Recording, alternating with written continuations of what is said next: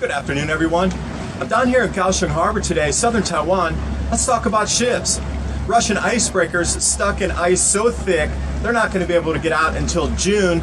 Additionally, a couple people on a private yacht sailed over a bunch of pumice coming up in the sea, and not only a kilometer away did they escape the volcano erupted underwater.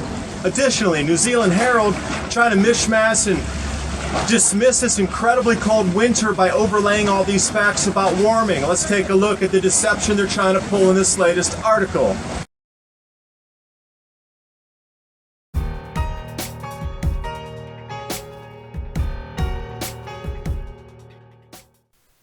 Global Warming Policy Forum article here.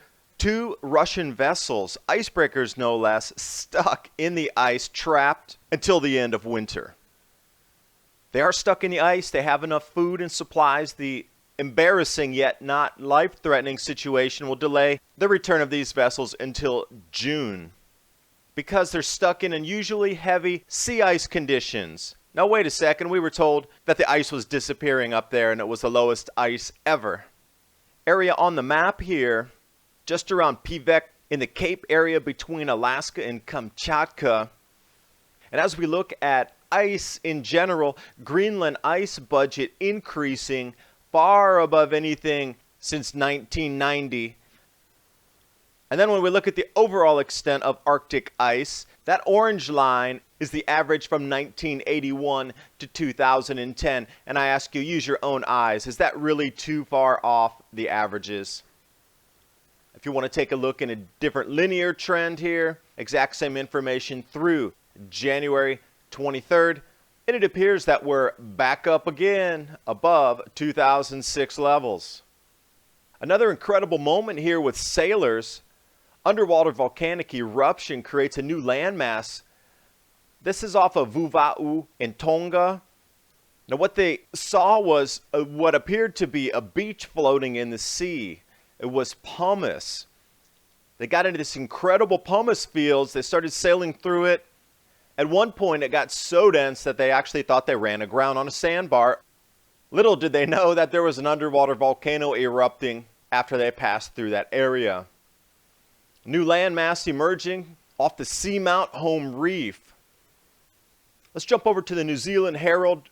Really good article here to show you warming bias in the media. Is summer really occurring later? We crunch the numbers.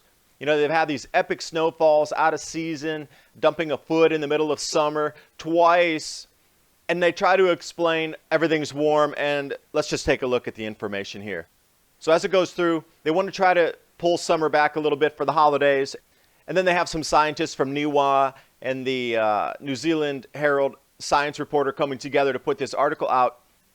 Remember, it's been the coldest they've had in decades, with the most snow they've had in decades. And here's the article. Average maximum temperatures, they're only focusing on max temps.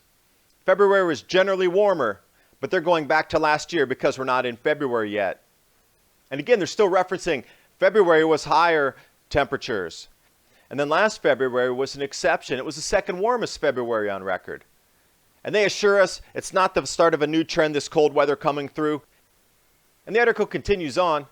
Remember, it was cold in 2012, but remember, it was hot in 1974. Exceptionally hot, no less.